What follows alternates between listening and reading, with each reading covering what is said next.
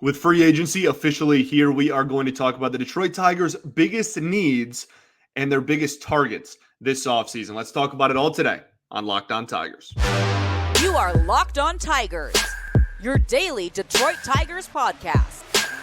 Part of the Locked On Podcast Network, your team every day.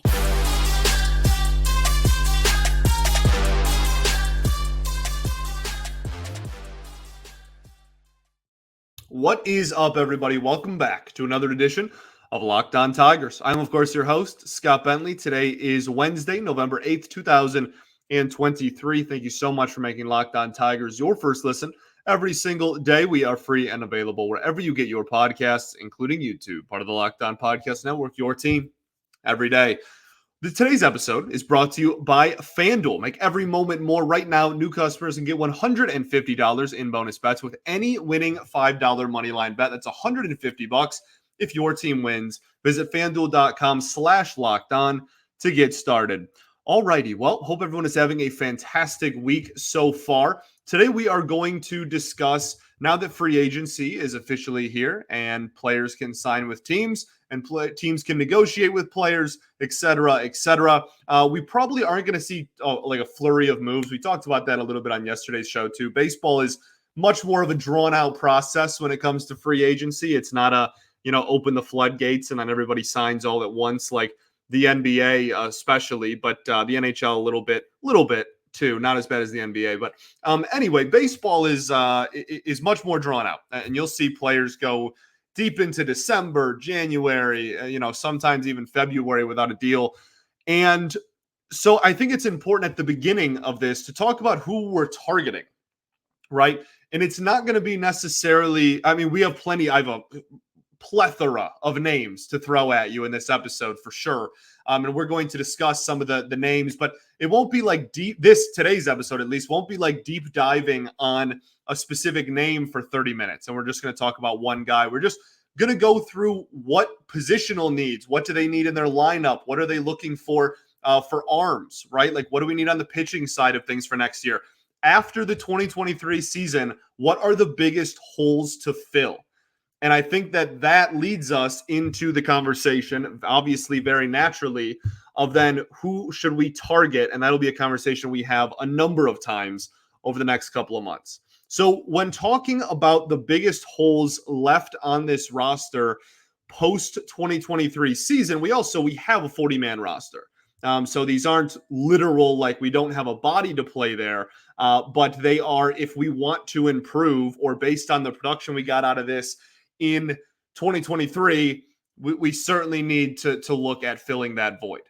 Okay, so I want to start positionally. And within that conversation, then we can start talking about like what the fit is for some of these players in the lineup, et cetera, et cetera. But second base is a very, very fascinating place to start for me because and this might lead this to be a quicker conversation than the other ones, but on November 8th, 2023, I am of the mindset that the opening day second baseman for the Detroit Tigers is going to be Colt Keith. That is something that I'm trying to think. It's been a few months now. So earlier in the season, obviously, most people thought Keith was going to be the third baseman of the future, and that was kind of the mindset, and I agreed with that. And as the season went along, he got more and more looks at second base, and the organization continued to talk about his arm strength, and there were some writers as well, and some people that cover the minor leagues. Tigers minor league report is those are the goats, those are the dogs over there. Love those guys, and they covered the situation a lot too. And there was just this maybe general consensus is too dramatic, but there was this vibe of like maybe the arm, because he had an arm injury as well in the minors. What was that, 2022? And I think there was kind of an impression that maybe he's better suited long-term at second base. And the organization might agree with that sentiment, and they might want someone with a better arm playing third. Now, fortunately for Colt Keith, the Tigers had pretty much zero guaranteed future plans at either of those two positions. So moving from third to second not the world for a guy that was, I believe, drafted. Oh, he was probably drafted as a shortstop, honestly, but very early on was playing second, and then moved to third, and then now is like he has plenty of time at both in his professional and amateur career. So I am very much of the impression that he's going to be the second baseman on opening day, and he is going to be the Tigers' second baseman in 2024. Now, if they want to play the service manipulation game and whatnot, I think that that's dumb in this case. I understand the premise, trying to get an extra year out of him, etc. But there's some incentive to do that. If Colt Keith, to put him on the opening day roster, rather, if Colt Keith does well, you can get a bonus, and if he wins Rookie of the Year, the team gets a bonus. There's a little bit more incentive there. But even if you're like, oh, that's kind of a long shot thing, only 2 players in baseball win that, and only 1 player in the American League is going to take that home. We're going to play the service game. Organizations are still going to do that, right? That's kind of an unavoidable thing with that. That's impossible to put back in the bag, right? Like that secret is out. And so if they want to do that for the first, whatever it would be, month and a half, the first 6 weeks of the season, and then call him up, it's not all the same. I would rather he was just like, you're trying to win next year. I think that should be the goal. And if you think that Colt Keith is your second baseman and going to be for a majority of the year, then he should be for the entire year, because you're trying to win baseball games. And I think that Colt Keith is going to give you the best chance to do that. So we'll see. Maybe they put, Andy Ibanez comes back and he's the second baseman for the first 6 weeks, and then it's Colt Keith. Whatever they end up doing, when looking at the second base free agent market and like, oh, should the Tigers be targeting a second baseman? It's also not a very good free agent class. Whit Merrifield is out there, notoriously a Tigers killer. It would be kind of an all-time irony thing if Whit Merrifield was to now like end his career. He's already, kind of sneaky old in his mid-30s. Like, be kind of funny if he came to Detroit to play second base, but he's also played some other positions. I think he's more of a flexible utility player kind of guy. There's already been some teams, the Red Sox, I know, are interested in him. So I don't know if that's going to happen, but I guess that's like kind of on the table. Tony Kemp, like the second base free agent market falls off a cliff very fast. Elvis Andrus is like maybe the best player out there. Whit Merrifield, Tony Kemp, Colten Wong, Adam Frazier. On this list, this is MLB.com, and they use their own WAR. So, take that with what you will. It's not necessarily the best calculation of WAR. I don't think it's very good. But for whatever it's worth, the 1, 2, 3, 4, the sixth highest ranked second baseman on the MLB.com article of 2023-2024, all free agents by position, is Jonathan Scope, and these are ranked by MLB WAR. We all know that that's obviously not happening and how much he struggled this year. So that should tell you, considering it's a 10 name long list and Jonathan Scope's like 6th, should tell you how weak the second base class is out there. So I think that there's a really good chance that Colt Keith is your second baseman early on next season. I'm in support of that. I think if he does make the opening day roster, it's really stupid that you didn't call him up in September to get him some reps. But that's neither here nor there at this point. We've gone past that. You want to service manipulate or not? We'll have that discussion when we get to it. I think that Colt Keith's going to be the second baseman for this baseball team next season. And this weak free agent class at second is a big reason why I believe that. Okay, let's move on. We'll talk about third base, designated hitter. We got some starting pitching, reliever, or just pitching in general to talk about. We will do that right after I tell y'all about our friends over at FanDuel. Talked about FanDuel at the beginning of the show. We're going to talk about them again now because they're so great. You can score early this NFL season with America's #1 sportsbook. Right now, new customers get $150 in bonus bets with any winning $5 moneyline bet. That's $150 if your team wins. If you've been thinking about joining FanDuel, there's no better time to get in on the action. The app is so easy to use. There's a wide range of betting options like spreads, player props, over-unders, and so much more. The player prop game is so intriguing to me. There's so many. Obviously there's like free agent player props even, but as we get closer, we always do on this show, as we get closer to the start of the MLB season, we will do kind of bets and where the Tigers stand on some of the betting lines and some player prop bets that that relate to the Tigers and if they're good or bad bets as well. And obviously in the middle of the NFL season, there are a ton as well. Tyreek Hill is like flying up MVP odds. I don't think a wide receiver has ever won the MVP in the NFL. And Tyreek Hill, like at the season ended today, I know he didn't have a great game against Kansas City, but that's a crazy good defense.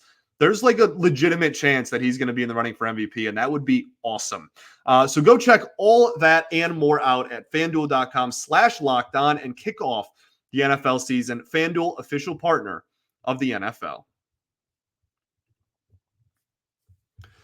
All right, everybody, welcome back here. Segment 2 of Locked On Tigers. I appreciate y'all for tuning in, making us your first listen every single day. Shout out to the everydayers that do tune in every day. We'll be back tomorrow talking about off-season baseball, baby. We're going to start getting a little bit more into the nitty-gritty. I know we're just kind of like doing more general, who should we target? What positions are we looking at? What type of player, like profile-wise, are we looking at, et cetera, on today's show. As the offseason goes along, we will certainly get like more in depth. We'll do player breakdowns on free agents, talk about fit.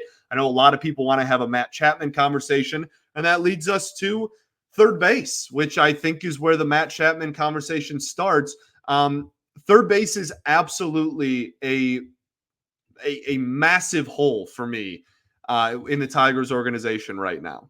And there's a few different ways you can go about it, I think, in 2024. One would just be go out there and sign a free agent. And that's a really easy place to start, like conceptually, because, free agent, go out there, give them whatever they're asking for. Boom, you have a third baseman on your roster for the first time since Jamer's last good year, right? Obviously, in 2023, you got negative. I was going to say negative, and then I was like, oh, well, that's obviously not true. Then I was like, no, it is true. You got negative production out of third base. You did. You legitimately got negative production out of third base over the course of the season, especially in the batter's box. Just could not find it. Matt Vierling ended the season at third for you. I'm glad that Matt Vierling, let's get this out of the way right now. I'm glad that Matt Vierling played third base for the Tigers. I am, genuinely, because I think that it improves his value. And I think that getting his sea legs under him and proving that he can be a solid, fine third baseman defensively at the major league level is good, because this team loves to mix and match matchups, and they love versatility. And that is now something that we know Matt Vierling has. He can play outfield. He doesn't play a very good center field, but he plays a pretty solid corner outfield, and now he can play third base. That's good, okay? More positions you play as a utility player, the better. And that's what Matt Vierling is in my head. So that's all great. If the plan right now, and we get into spring training and we get closer to opening day, if the game plan is to legitimately have Matt Vierling play third base for 162 games next season, I'm not sure I can be responsible for what I say and what my actions. I might need someone to bail me out. Like it's seriously, that is something that I absolutely will not be able to comprehend the logic to. I will be very frustrated, very upset with this front office if that is the plan. Now, I don't have any early hunches or indications that is the plan. I'm just stating that if we go into next year and Matt Vierling is just the third baseman of this team, I will be unbelievably upset. Okay? Now, let's talk about free agents, and then we'll talk about a third option that I think is also in play. As far as the free agent market goes, Matt Chapman is obviously the best third baseman on the free agent market. He, over his last 3 seasons, his OPS has been 754, 757, and 717. 2 of those 3 seasons, he had 27 home runs. This most recent one, he had 17 homers. He hits the ball very, very hard, led baseball in hard hit rate, or is in the 100th percentile, rather, in hard hit rate in 2023. He doesn't expand the strike zone. He walks a lot. He also strikes out a boatload and doesn't hit for a very good average, which is why, despite the fact that he hits home runs and hits the baseball very hard, his OPS is always in the mid 700s. Now, obviously, COVID season, I think it was over 800. And then 2019, he hit over 35 homers. That was the juiced ball year in baseball. So it was much better then. But the last 3 years is a pretty solid sample size. And in those last 3 seasons, he has consistently put up a around 750 OPS or worse. So my thing with Chapman is if I got a notification tomorrow that Matt Chapman was a Detroit Tiger, I would certainly not be upset. I think there's some questions about his market value. And the reason I say that is because he is like maybe the third best free agent, non-pitcher free agent, I should say, on the market, right? Like obviously Ohtani, okay, we got that out of the way. Then it's like Bellinger, and then it's like maybe Matt Chapman. Like there's not a lot of offensive free agent options. It's a really weak class for bats. So that's going to inflate his value. That's something that we saw in the NHL this year. And, salary cap sport versus not salary cap sport may be a little different there, but there's still like the luxury tax in baseball. And so I think that something, again, that we saw in hockey was like, it wasn't the best free agent class. And some people got paid more than what people thought they were going to because they were one of the better free agents out there. And like JT Compher, if you want to use like a Red Wings example, most people agree like the Red Wings overpaid for him a little bit, but he was one of the best centers on the market because it was a weak class. So that's what the cost was. I think that there might be some of that with Chapman. I think he might get paid a little bit more than people expect. I don't know anything y'all don't know. I might be very wrong about that, but that's kind of the impression that I get currently. And so that kind of, it's not my money. Like if they want to go out and spend, I'll throw a parade. But if there's a budget using that on Chapman, I don't know. He's an elite defender. He has been his entire career. He draws walks. All of that screams Scott Harris. So I think that there might be a punter's chance here that the Tigers may be interested. But I think he's going to cost quite a bit of money. And the last 3 years, his best OPS is 757. If you really need offense, you're going to get 3.5 WAR out of him. That's awesome. You need that. He's going to hit homers. Hopefully he can hit over 20 homers for you. You need that. But I, in a perfect world, if you're going to spend as much money as I think you are going to have to, which is going to be somewhere AAV-wise in the 20s for millions of dollars a year, I would like a guy that I'm going to give 20 to 25 mil a season to have an OPS higher than 757. So and again, we'll have a much more in-depth Matt Chapman conversation, I promise, as the offseason goes along. We'll have an entire third base conversation, to be honest, I think at some point. But I think that there's a lot of factors in play for Matt Chapman. It's not just simply, he's the best one, let's just give him whatever he wants that we can fill that void.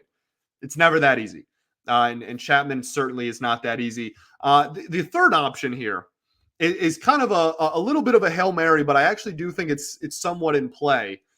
And it depends on Illich's willingness to spend, obviously. But I think that there is a chance that it's like Vierling or Ibanez or whatever for the first 6 weeks. And then it's Jace Young. And that I don't think is out of the realm of possibility. I don't think it's likely. I still would lean toward they just address it in the offseason, and Jace is more of a 2025 plan. But they sent him to the Arizona Fall League to work on third base, right? They've put him at third a lot more toward the end of the season. Like that is very, very clearly a positional change that they are fond of and that they want him to do.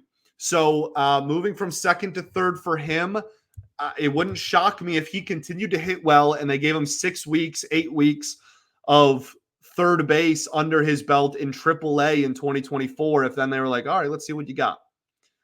So I think that that's on the table. And when it comes to other free agents, Justin Turner, he's 39, 40 now. He had a really solid year for the Red Sox. You want to use that as like a 1-year stopgap, and then Jace Young is 2025 and beyond. I don't hate that. That's certainly in the realm of possibility. Obviously, everybody wants to talk about Jeimer Candelario all the time. You right or wrong, quote unquote. Yeah, I've said this a lot. I don't need to just talk about Jeimer like every 2 weeks. I've made my stance pretty well known on Jeimer Candelario. I just don't think it's going to happen. You don't see too often where a relationship is between an organization and a player is like, I don't want to say severed. I'm not in the room. I don't know if it was like on bad terms or not, but you don't see too many people non-tender someone like make that statement where you have team control and go see ya.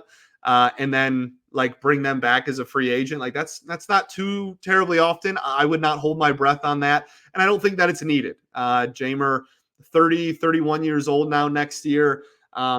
Still, like, I love Jamer. I always will. He has a lot of great memories here, obviously.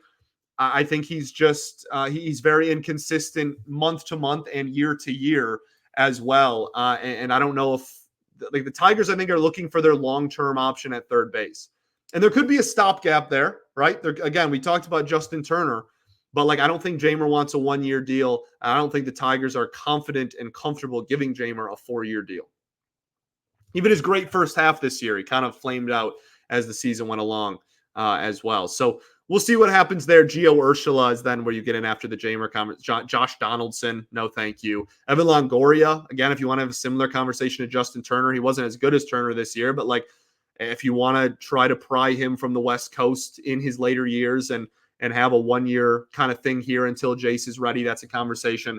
Then you start getting into like Brian Anderson, Gene Segura, Matt Duffy, some negative WAR players in there. So not a fantastic class. You're going to hear me say that a boatload this offseason. But after Chapman, I'm going to say after Chapman, it falls off a lot. I know some people, again, really like Jamer. That's fine. You do you. So after Chapman and Jamer, after that, there's a pretty big fall off. And then again, like you have the stop gaps there, Turner and Longo. But it's tough. And then a trade is obviously something that can address anything. Anything on this list, a trade could happen at any time. And I think that third base is like the one position that if they were going to trade for a major leaguer and not like or like a, soon to be major leaguer or whatnot, if they were to trade for a bat, I think it would be a third baseman. Badu, Manning, some other players in there you could maybe package together, send one-offs to, try to get a third baseman in here. I think that it's a very, very real possibility. Let's keep the ball rolling. We're going to talk about designated hitter and then talk about the needs on the pitching side of things. Then we're going to end the show by talking about what the Tigers don't need. We'll do all of that right after this.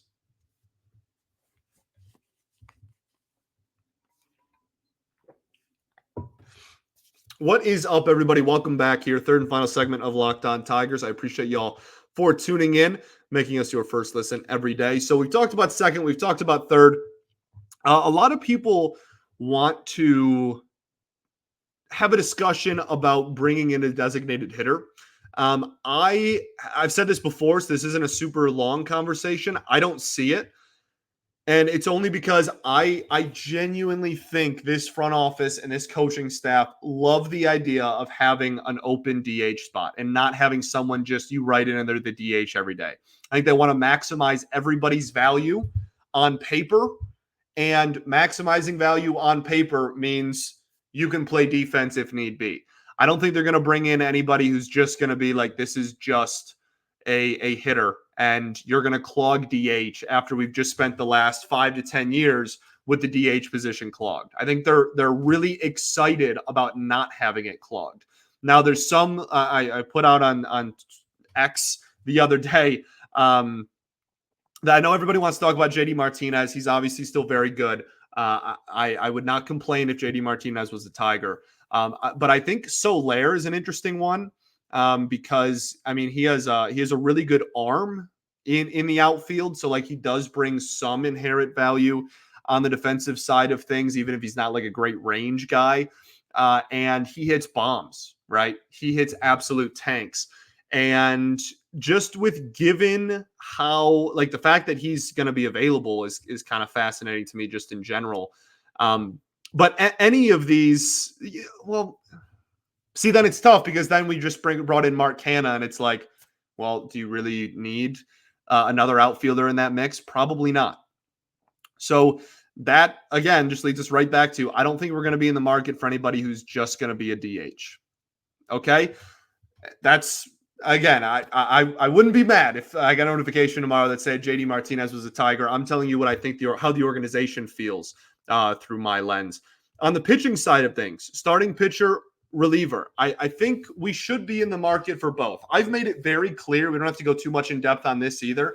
I've made it abundantly clear my stance on the starting pitching thing. You need innings. You need innings, you need innings, you need innings. I cannot express enough how badly you actually need innings, especially with Erod now likely gone. Chris McCoskey of the Detroit News put out a quote on Tuesday that was essentially asking Scott Harris about Eduardo Rodriguez, and the general impression that McCoskey got, and the quote that he got back was that Erod really liked the Tigers organization and the direction and liked living in Birmingham, et cetera, et cetera. However, he wanted a raise, and the Tigers didn't budge on their price for Erod. So he is now a free agent.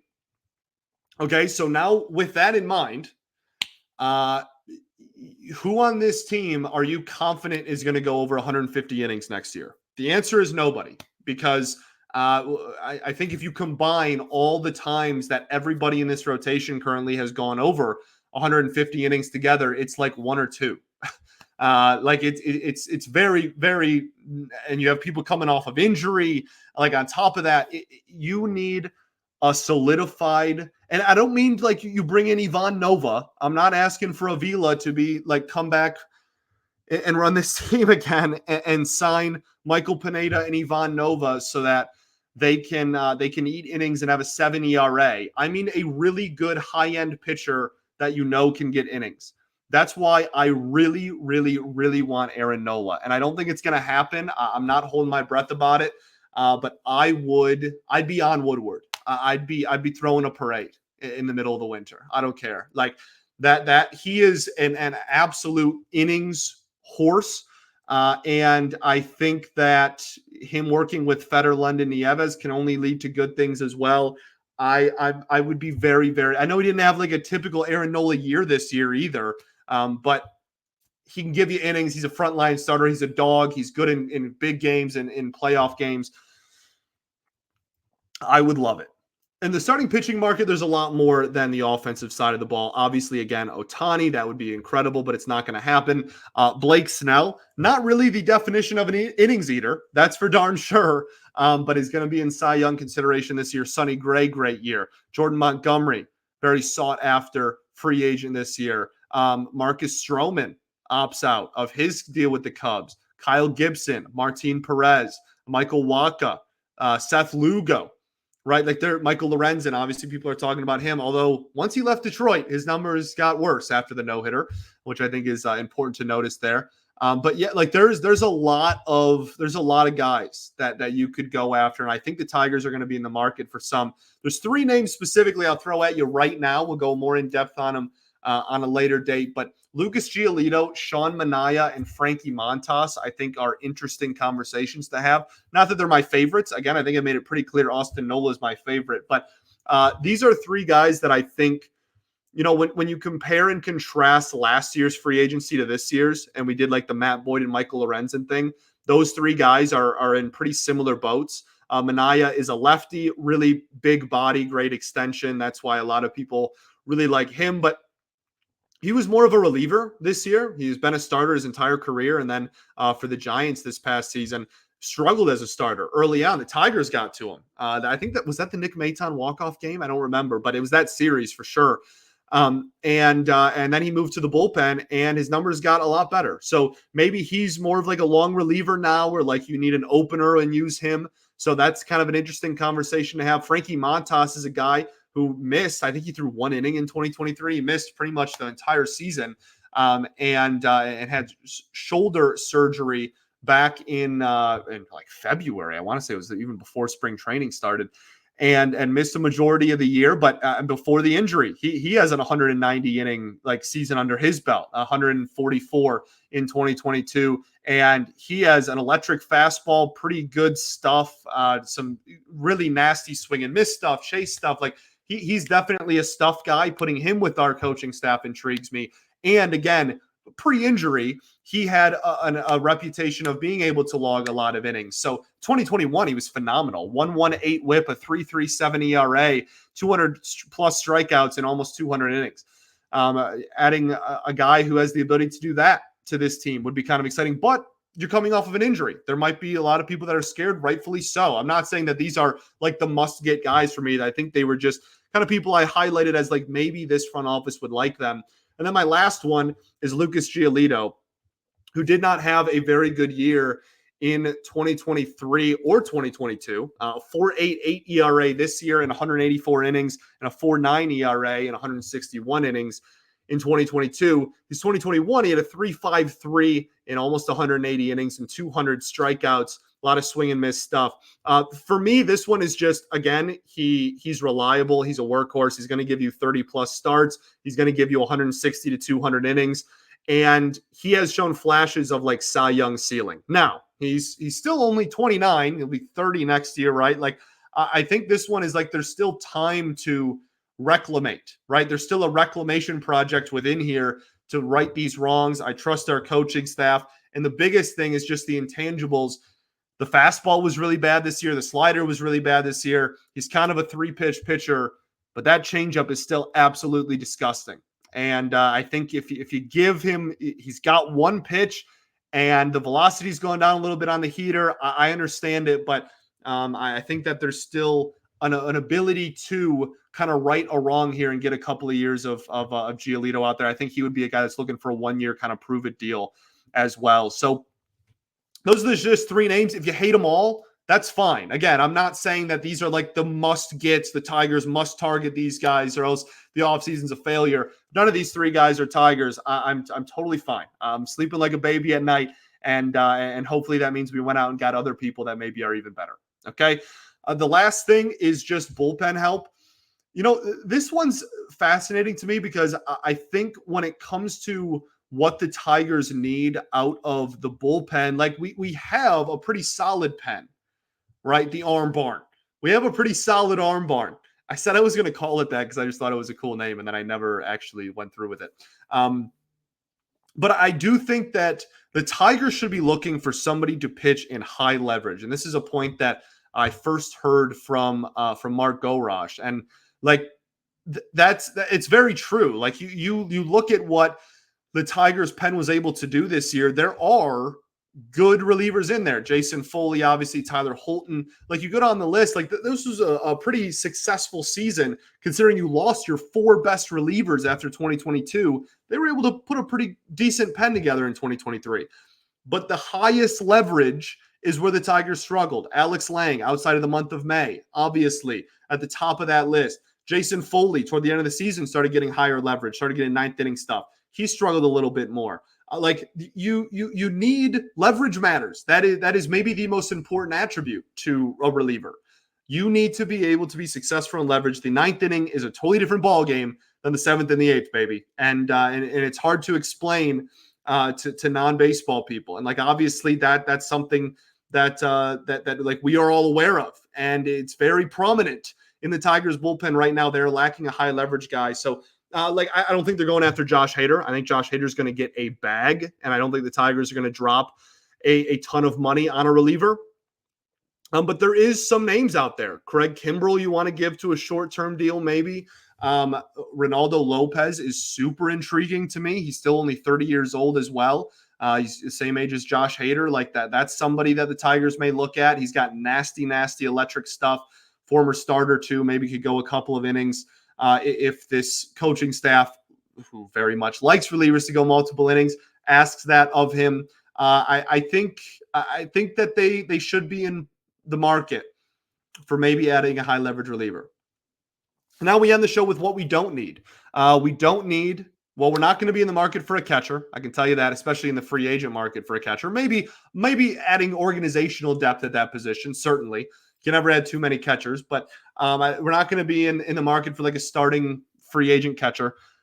First base, not going to happen. I know some people throw out the idea of Rhys Hoskins so that you can have like a DH thing going on. Again, I kind of made my stance on that pretty clear, I feel like. So I don't see that happening, especially, again, coming off of injury for Hoskins. Maybe he does a 1 year prove it deal type of thing too, but I don't think it's going to be here. So you don't need a first baseman. Not trying to end you on a sour note here, but the Tigers are not going to be in the market for a shortstop. Okay, it's not happening. So the sooner we come to terms with that and we accept it, as my therapist tells me, the quicker we can go ahead and try to game plan a team with Hobby still as the shortstop of this baseball team in 2024. And then outfield, something we didn't talk about this entire episode after the Canna trade. Before it, I probably would have been like, oh, maybe a corner outfielder, someone to platoon and put in that mix. They did that already. And again, if Mark Canna, I said this on the episode where we traded for him, if he's the biggest acquisition and he's like the big move of the offseason, we're all going to be upset, and we have every reason to be. But he's also a really, really good I just tried to combine secondary and complementary together. Seclementary. He's a great complementary piece. He's a great secondary piece on a baseball team, a great one. So I think the outfield it's not set because you have like 72 of them. But your starters, at least, I think you're pretty confident in what you're going to do next year with them. Middle relievers, again, you're going to go for high leverage relievers if you're going to add any. And then starting pitchers, I'm down to add. If I woke up tomorrow and the Tigers signed 5 starting pitchers, I'd be fine with it. Like, genuinely, you need innings. You need innings. You need innings. You need innings. I promise. Okay. Thanks for making Locked On Tigers your first listen every day. I appreciate y'all for tuning in, making us your first listen every day. Shout out to the everydayers that do tune in every day. Goodness gracious. We'll be back tomorrow. All right. Peace and love. Going to therapy's dope. I'll catch y'all then, baby. Go Tigers.